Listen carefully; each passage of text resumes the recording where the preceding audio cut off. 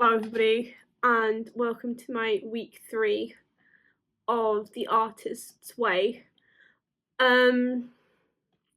Yeah, it's been an interesting week. I've been working an awful lot this week. I've actually worked over 40 hours of my day job, which is teaching violin and piano and orchestras, which has actually been really hard and really tiring.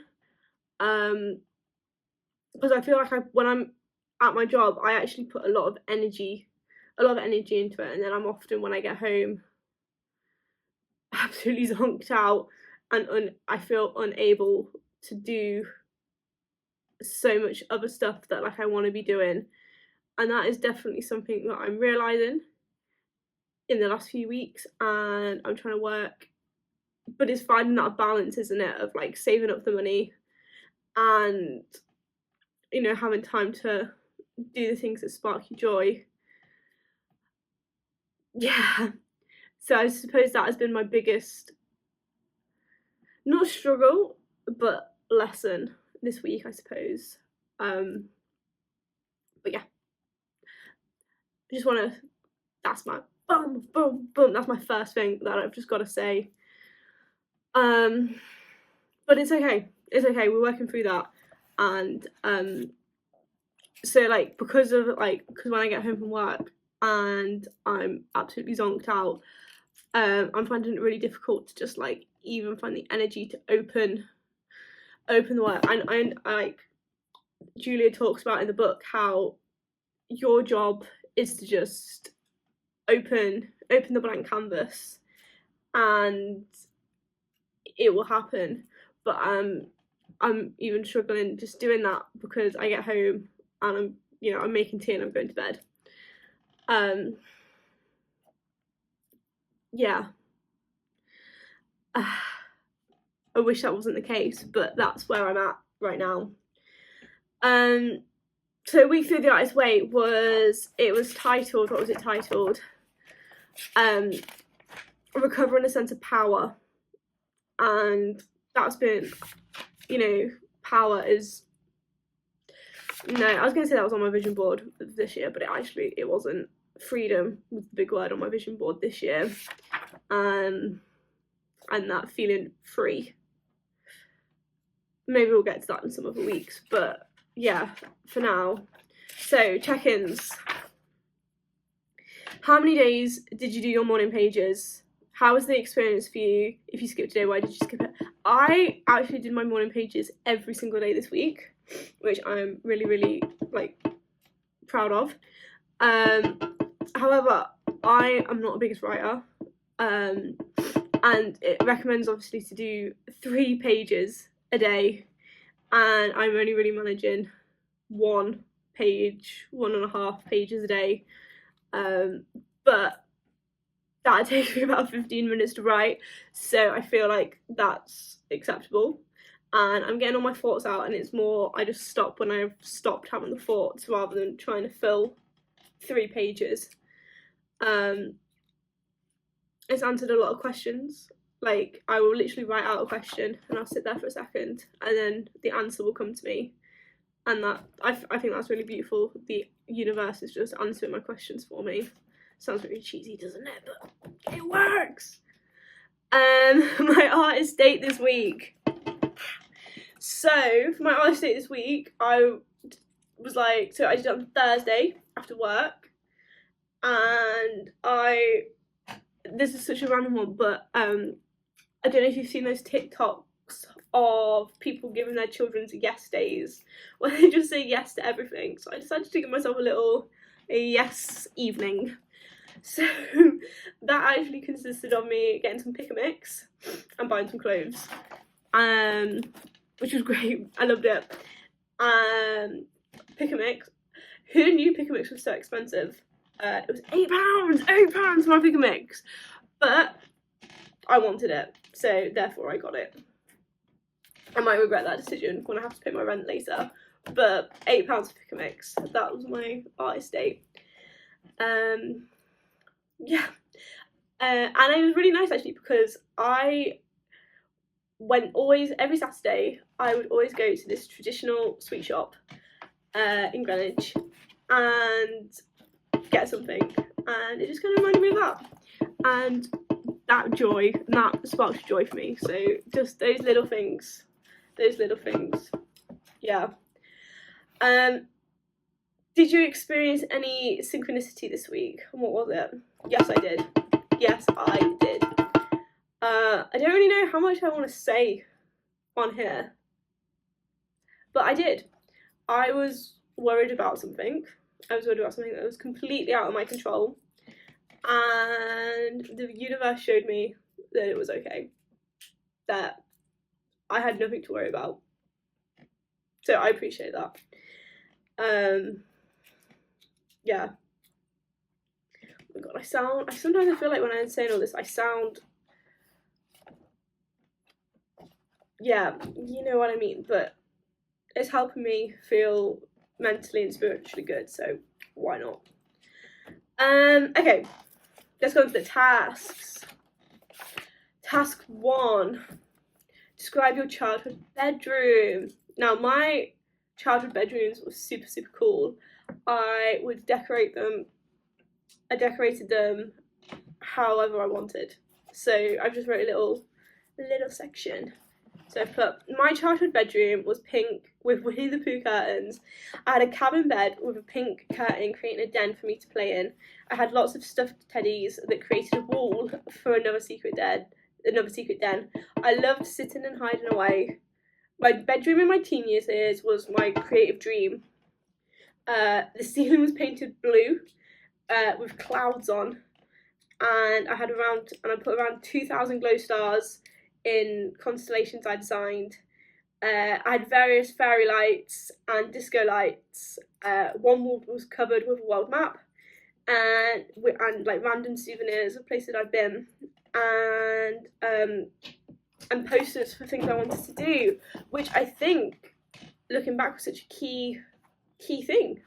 Like I put up posters of like things I wanted to do, and most of it, like going back to my childhood room, I'm like, I've actually done most of those things now. So I was vision boarding before I was vision boarding. Yeah. Task 2, describe 5 traits that you liked in yourself as a child. I loved the confidence that I had. I loved the confidence. I loved my eagerness to learn. I loved the creativity that I had. Pure, fearless creativity, I wrote down here. I just did it. I didn't care what people thought. I just did it. I thought that shit was good, and I knew that shit was good.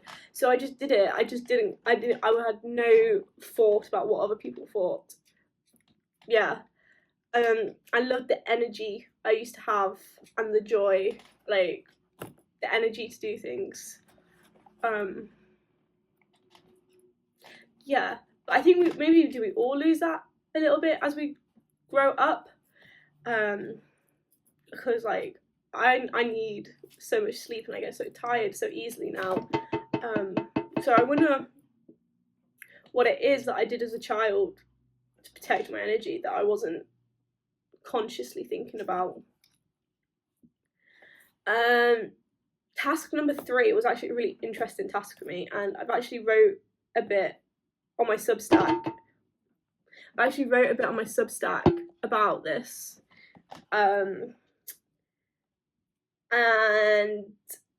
it was list 5 of your childhood achievements. Now I've only managed 3. I've only managed 3 achievements that I could think of from my childhood, and they were probably all around just before turning 10, around 8 or 9 years old. So one of them was getting in to my Saturday school conservatoire, which was a huge deal. And I remember the email coming through, and me and my mum were just like screaming. We were like so happy. Like we literally screamed and ran about the house. My dad was at his diving club, my dad does scuba diving, and he was at his diving club, and we rang him and was like, ah! Such a fab moment.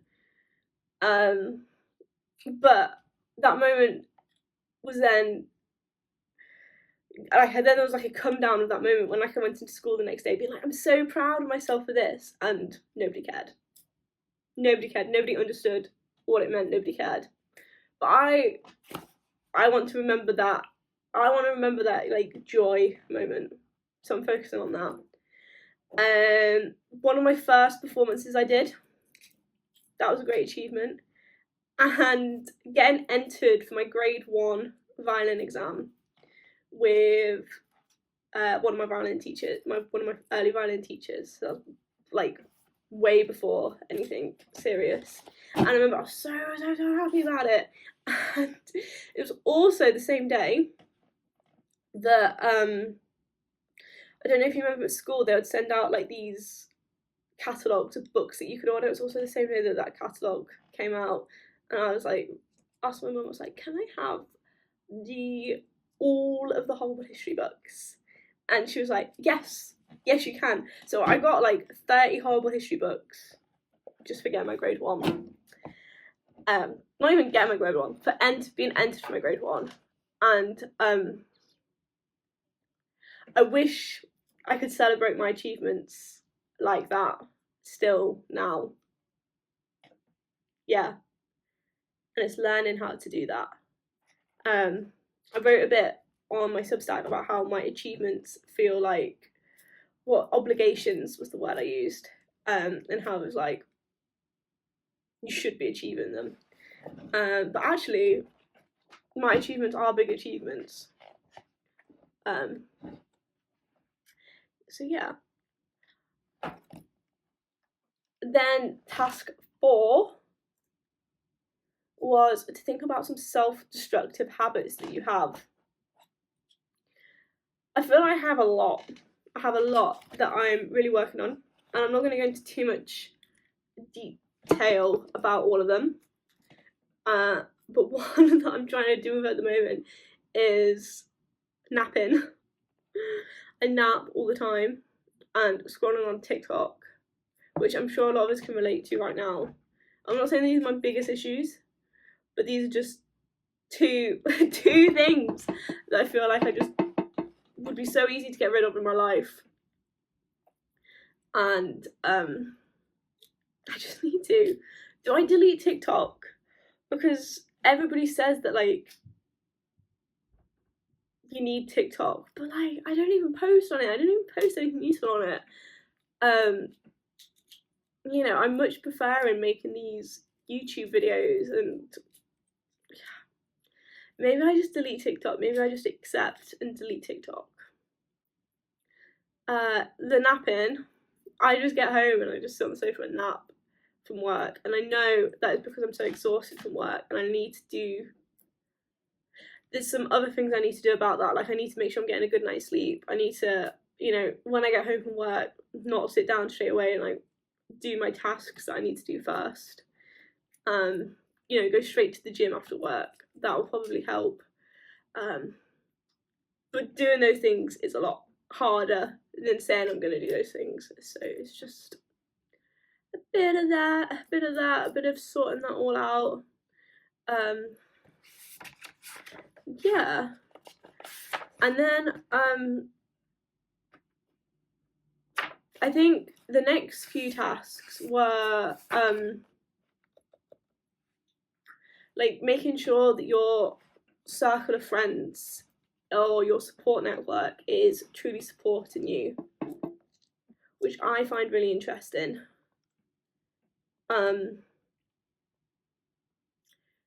Yeah. And I've realised that about people as well. I feel like sometimes maybe like I hang around the people and they judge me off their expectations of me, which maybe aren't the best. Because you can only judge somebody off your own experience. Yeah, like, and once I thought about that, my whole life changed. Because like it just made me realise that I don't care what these people are thinking of me. But I am very fortunate to have a great support network, especially my partner, even though he's away right now and I miss him. But these people just want the best for me, so I'm going to stick talking to those people. It says to call those people as well, and I call those people regularly anyway, so that's all good. Yeah, so that's basically a rundown of the tasks and the check-ins for this week. I feel like it's been hard sticking to this whilst having a job and needing to do that job, but it's getting to springtime, things are getting a lot easier. I need to prioritise looking after myself and not prioritise work, which sounds so shit because like I am prioritising work. But yeah, lots of things to think about, really. Do I go to a gig tonight? Should I go to a gig tonight, guys? Yeah, I should. I want to go to this gig, so I'm going to go to it.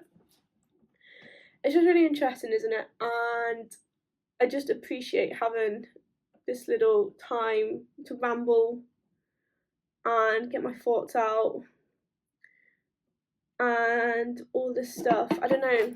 I wish I could go into more detail with things, but yeah. Recovering a sense of power. Trying to think of like significant things that happened this week, but the weeks are going by so fast.